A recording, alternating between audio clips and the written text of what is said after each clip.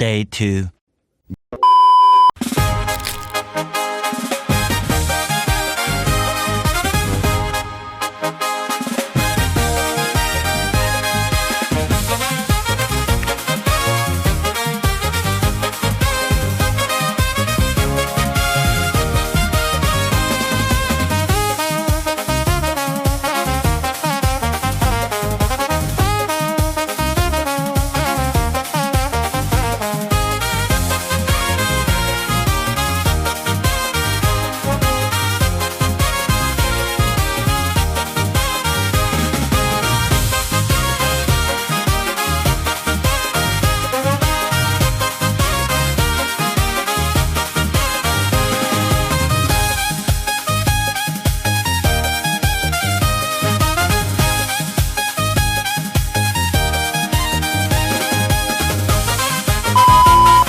Hello buddies. Lack of planning and poor एक्झिक्युशनचं result असं काही निघालं की आम्हाला गोव्यातली नाही नाईट लाईफ एन्जॉय करता आली नाही डे लाईफ. इन शॉर्ट हे 1.5 दिवस फेलियर म्हणूनच कन्सिडर्ड झाले. पण काही हरकत नाही, एक चांगला ट्रॅव्हलर त्याच्या चुकांमधनंच शिकत असतो असं म्हणत आम्ही कलंगूटच्या दिशेने निघालो.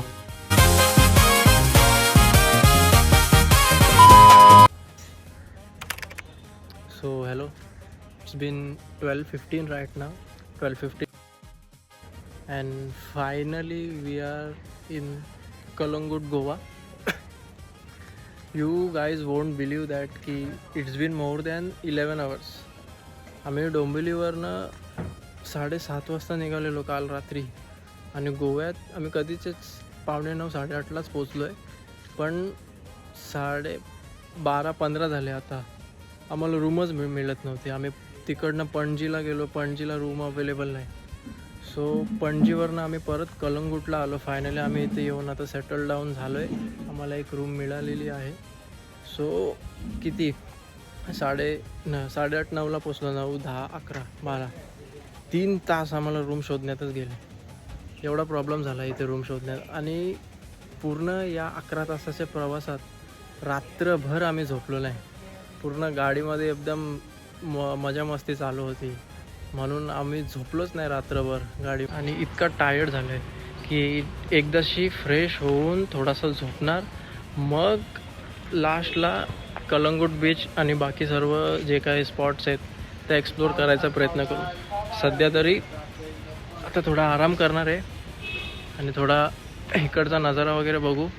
पण सर्वात इम्पॉर्टंट गोष्ट आहे की आता पहिला आराम करू आणि पुढचं बघू, पुढचं काय होईल ते होईल. तोपर्यंत ओव्हर अँड आउट. मित्रांनो, खूप ट्रॅव्हलिंग झाली म्हणून आम्ही आराम करायचा निर्णय घेतला आणि निद्रा अवस्थेत विलीन झालो आणि डायरेक्ट उठलो ते संध्याकाळी 5 वाजता. 5 वाजता उठून तर थोडा नाश्ता पाणी करण्यासाठी आम्ही बाहेर पडलो. तर या हॉटेलमध्ये थोडा नाश्ता पाणी केला. बाकी झोपण्याच्या बाबतीत तर आम्ही एकदम कुंभकर्णाला पण टफ फाईट देऊ शकतो. मित्रांनो, बिलिंग करत असताना एका मामाने आम्हाला एक ॲडवाईस दिली की कलंगूटला एक रेस्टॉरंट आहे की तुम्ही तो रेस्टॉरंट ट्राय करा, तिकडचा मेन्यू वर्ल्ड क्लास आहे. सो आम्ही गेलो त्याच्या सांगण्यानुसार त्या ॲड्रेसवर आणि लोकेशनवर. बाकी डेकोरम एकदम मस्त होता, एकदम टॉपचा होता. पण एकच प्रॉब्लेम झाली, तो रेस्टॉरंट पण खूप क्राऊडेड होता. तिथे इतका क्राऊड आलता की आम्हाला व्यवस्थित तिथे काही एन्जॉय करताच आलं नाही. हे दृश्य बघून तुम्हाला अंदाज येतच असेल की गोव्यात काय लेवलचा क्राऊड होता. साला 5-5 मिनटाला ट्रॅफिक होत होती यार. गाडी काढू का नको काढू असे विचार येत होते. एक ऑनेस्ट ॲडवाईस देतो, पीक सीझनला कधीच गोव्यात येऊ नका. शुभरात्री.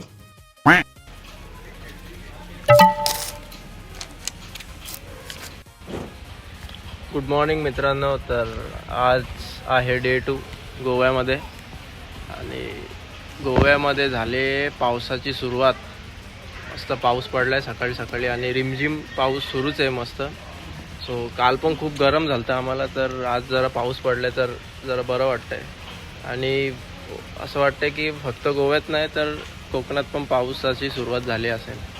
तर कालचा दिवस तर इतका क्राऊडेड होता गोवामध्ये, म्हणजे खूप स्ट्रगल केला. हॉटेल भेटत नव्हतं, कुठे जेवायला पण भेटत नव्हतं, सर्व ओव्हर क्राऊड झालं होतं. तरी पण फायनली कसं तरी आम्ही हॉटेल शोधला एक तिकडे जेवलो खावलो रात्री किती 12 ते 12:30 ते 1च्या दरम्यान जेवलो आम्ही. मग नंतर झोपलो आणि आता उठलो तर वाजल्यात 10:30. 8:30-9ला उठलो, मस्त फ्रेश वगैरे झालो आणि आता आम्ही कणकवलीला निघणार आहोत. मस्त पाऊस पडतोय. डे 2 मध्ये काय काय करणार आहोत आम्ही ॲक्टिव्हिटी ते देखील तुम्हाला दाखवतो.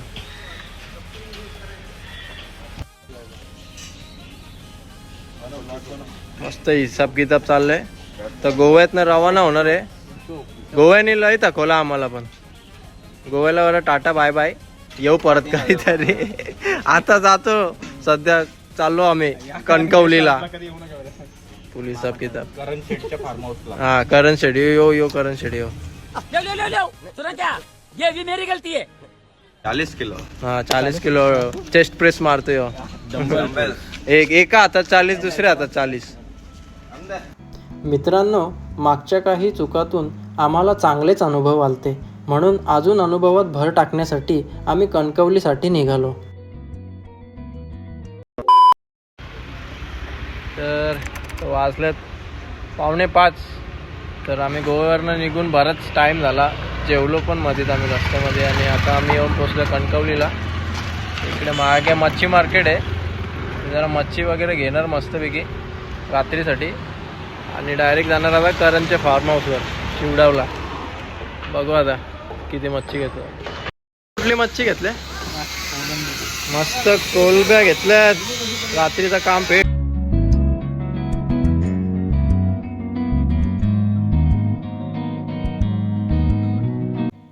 मच्छी मटण घेऊन आम्ही सरळ गेलो कणकवली बाजारात. भाजीपाला घ्यायला ब्रो, हे पण तर घ्यायचं आवश्यक आहे. घेतला आम्ही बटाटा, कांदा, मिरची, लसूण, अद्रक, जे लागेल ते घेतला. त्यानंतर तांदूळ पण होते ते घेतले. जेवढे पण एसेन्शियल एलिमेंट होते, दूध वगैरे सर्व घेतला आणि निघालो शिवडावसाठी. शिवडाव हा कणकवलीपासून 11 किलोमीटर आतमध्ये एक गाव आहे, जिथे आमच्या करण शेटचा फार्म हाऊस आहे. तर जसं जसं आमची गाडी डेस्टिनेशनच्या जवळ पोचत होती तसं तसं एक्साइटमेंट अजून वाढत होती आतली. कारण जे काही गोव्यात झालं, म्हणजे आम्ही मजा तर केली गोव्यात खूप सारी, पण जे प्लॅन केलं तर त्या हिशोबाने झालं नाही. म्हणून त्याची परतफेड म्हणून आम्ही कणकवलीला डबल मजा करणार होतो.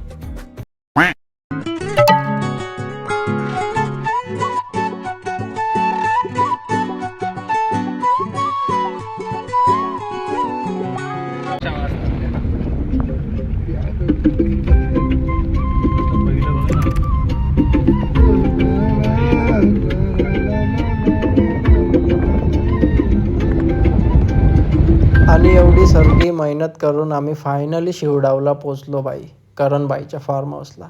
आणि तिथे पोचताच नशिबाने आम्हाला दिला मोठा धप्पा. तिथं गेल्यावर आम्हाला समजलं की बाबा लाईटच नाही.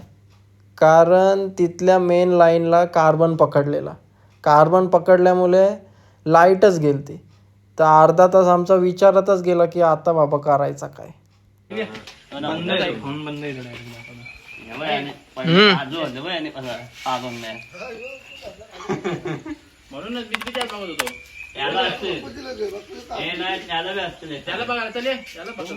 कोणला बघायला लाईटच नाही भाई. हे असे छोटे मोठे प्रॉब्लेम्स तर येतच राहतात. काय होतं, छोटंसं चिंदी लाईट असतं गेलती, एवढा काय मोठा विषय होता. जास्तीत जास्ती काय झालं असतं, जेवण नसतं झाला, मच्छर चावले असते, असंच झोपलं असतं. म्हणून असं म्हणत प्रॉब्लेमला इग्नोर करत आम्ही घुसलो काजू तोडायला. पॉझिटिव्ह माइंडसेट ब्रो, थोडा पॉझिटिव्हिटी पाहिजे की नाही लाईफमध्ये, मजा पण पाहिजे. म्हणून आम्ही गेलो काजू तोडायला. पण ह्याच प्रॉब्लेमला आम्ही जास्ती वेळ इग्नोर करू नाही शकलो, कारण नंतर आमची जिरली चांगली. असे अवघड परिस्थितीत सगळ्यांच्या आतला इलेक्ट्रिशियन जागृत होत होता आणि पुढे येऊन सगळेजण बघत होते की काय प्रॉब्लेम आहे, पण काही जमलं नाही ना भावा. हे दृश्य बघून मला खट्टा मिठा पिक्चरमधला तो डायलॉग आठवते जॉनी लिव्हरचा, अब भी ठीक करके देता हूँ. अब भी ठीक करत करत संध्याकाळची रात्र झाली ब्रो. पण लाईटीचा काय पत्त्याच नव्हता आणि अंधार पण एकदम झपाट्याने होत होता. अशा टायमात आम्ही आमचा दिमाग चालवला आणि विचार केला जाऊ दे मरू दे झोपू असाच अंधारात. गेलो मग सर्व बोजा बिस्तर आणायला. गाडी पण खूप लांब लावलेली. आणला सर्व बोजा बिस्तर. लगेच यो गावातला दादा आला एक देव माणूस सारखा आला रो. लगेच याने आम्हाला आकडा टाकून दिला आणि लाईट आली. फायनली जीवात जीव आला आमच्या. थोडा रिलॅक्स झालो. हे सर्व करता करता 12 वाजले. आता लाईट आलेलीच आहे तर जेवूनच झोपू असं म्हणत आम्ही जेवण बनवायला सुरुवात केली. रविवारी भाजी बनवल्यावर आपला तोंड कसा पडतो तसंच सगळ्यांनी जीवावर आल्यासारखं जेवण बनवलं आणि झोपलो रात्री. Good night. रात्री झोपायला झाला उशीर. त्याचाच परिणाम आम्ही कणकवलीतनं दुपारी 1:30 वाजता निघालो. रात्री मजा तर खूप केली, अनुभव पण घेतले, पण त्यामागे स्ट्रगल पण तितकीच होती हे मात्र खरं. कणकवलीवरून आमची गाडी येऊन पोचते ती डायरेक्ट टारकारलीला. आणि टारकारलीला येऊन पण आम्हाला एक गुड न्यूज भेटते की सगळे वॉटर ॲक्टिव्हिटी बंद झाल्या आहेत आजपासून. कारण रेनी सीझन चालू झाल्यामुळे तिथे काही गाईडलाईन्स लागल्यात. वाह रे किस्मत तेरी क्या ही कहनी. हे सर्व झाल्यानंतर पण आमची मौज मस्ती काय थांबली नाही. मौज मस्ती चालूच राहणार किती पण प्रॉब्लेम्स आले तरी पण. शेवटी लाईफचा गोल एकच, हसत खेळत राहायचं नेहमी. संध्याकाळी आलो मग बीचवर.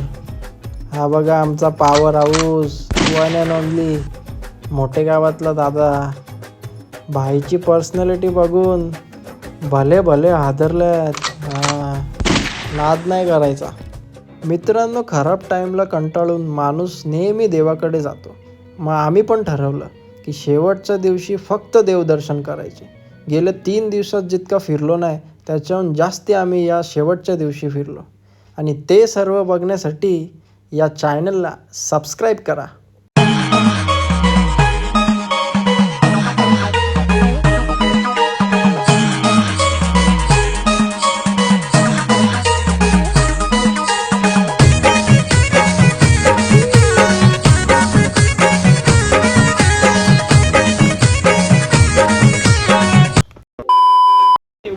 फोन नाही उचलणार.